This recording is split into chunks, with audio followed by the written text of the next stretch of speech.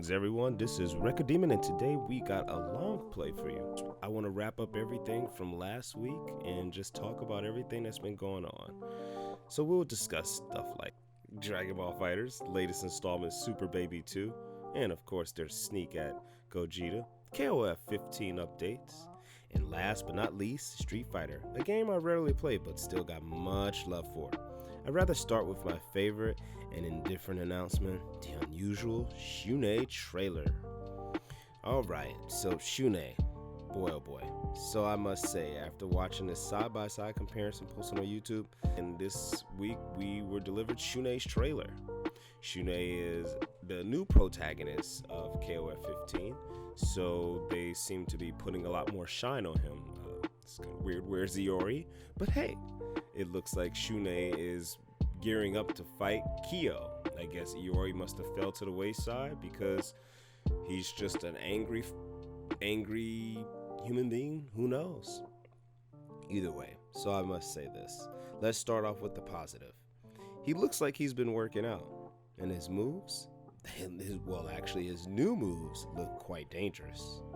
Now, on the not so great side, similar moves weren't expected in my opinion, but the community, they were not a fan of a lot of animations of characters in KOF 14. I personally liked KOF 14. I enjoyed the combo system, but in terms of the animations, I didn't have any issues per se, but I will say this. Leaving KOF and going to play another game, then I begin to say, oof, God, I don't want to go back to that game again. Now, the trailer was very fast that they showed us with Shunei, and that was quite the interesting part.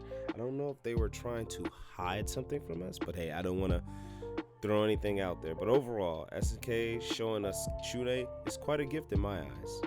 It's like a Christmas gift in the stocking stuffer, though. Yeah, it's not your first pick, but hey, it'll come in handy soon, whether it's a toothbrush or candy cane. I just wish the trailers would be team-based, as they did in the past. I am looking forward to this game based on the graphics upgrade. I mean, Shunei does look great. Yeah, he does look unusual, but he looks great.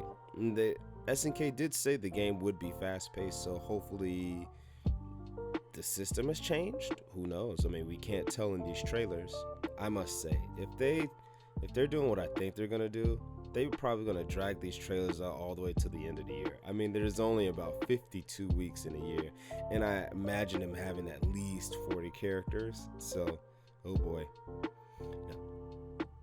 Now let's talk about real quick the KOF 15 characters that I would want, besides the people who are probably gonna be in the game. Now, I don't have a huge list, but these characters didn't make it in KOF 14, and it would be really nice to see them. Let's start off with Shingo. Oh man, Shingo is quite the jewel. He's almost, to me, the Dan of KOF. I don't know how Joe Higashi made it into Capcom vs SNK's promo for SNK's like version of Dan, which was a little strange to me. I was really hoping for Shingo. Nevertheless, Seth is another really good character. He's really interested in all these really weird counters and darty attacks. Seth definitely could change up the game. I know they could expand on his moves, and he's just really quick, so it would be nice to have him back. Nameless, another character that I played with just maybe here and there when the Xbox had KOF 2002 Unlimited Match. I definitely enjoyed Nameless, considering the fact that he has similar moves to K499, which will not ever show up in the game again because of copyright issues. Hanako, now she is pretty awesome. I really like Hanako. Hanako is pretty much your E Honda, all wrapped up in a small little cute petite little girl. She has great throws, but I think her animations will be interesting because her spins kind of had this Hanna-Barbera vibe. So I don't know how they're gonna do that, what they're gonna do with that in the 3D world. Saisyu. I think I might be saying his name completely wrong, but I really liked Saisyu Kusanagi. I believe this is Kyo's father or uncle. I'm not for sure. Don't know the lore too well. Sorry guys, but teach me. You can teach me by. If you're getting this far, you can like, subscribe, and don't forget to comment.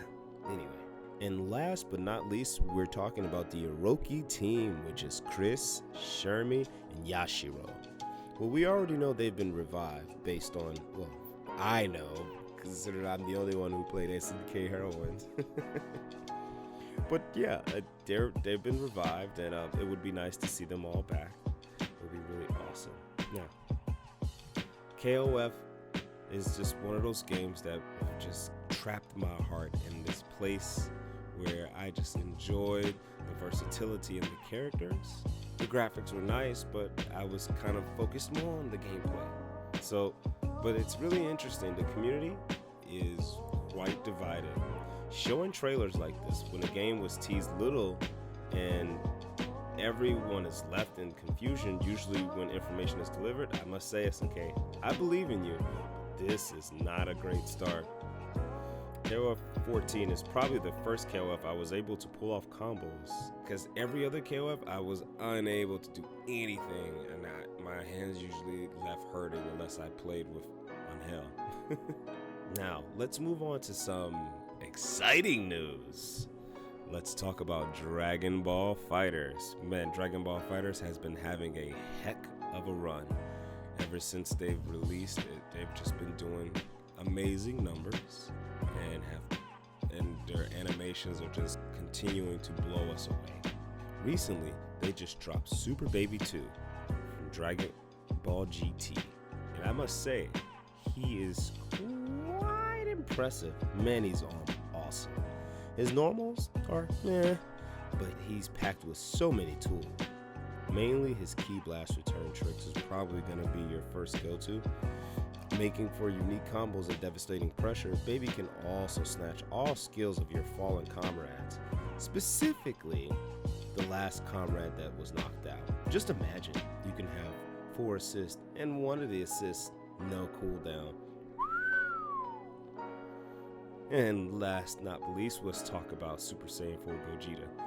I mean, it's safe to say he looks great, I guess. I mean, they cut the trailer so quick, but because it's Bandai Namco and because we have found out through his intro how silly he will be as a character in Fighters. They will take moves from DB Heroes since Gogeta Blue stole a lot of his moves. I'm just curious to see what they'll do. I definitely know he's gonna be like the Dan of the Street Fighter. Well, like the Dan of the game. You know what I mean. Speaking of Dan, when is he coming out? Last time we checked, it was winter 2020, and I'm talking about Dan from Street Fighter V. Oh man, this Street Fighter V DLC is quite exciting. Truly, I'm excited about Akira before anything, because I would love to see if they release Akira and then surprise, give us a trailer for Rival Schools or Project Justice 3. That would be great if they could revive the Project Justice games.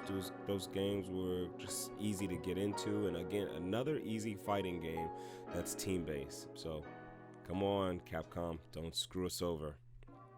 All right, guys, that's it for today. I mean, we definitely discussed a lot of things today.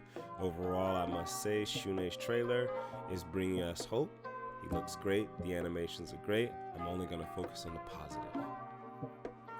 Super Baby 2. Oh man, he's a great character. You definitely should take him to the lab before just going online. I learned my lesson. And last but not least, Dan, I'm totally excited for, as again, we've already seen gameplay for him. So I'm just looking forward to testing him out myself. Well, that's all I got for this week, guys. I'll go ahead and do another wrap up next Sunday just to see what else is cooking out there in the streets. So until next time, do good, because it requires multiple inputs to perform. Recording out.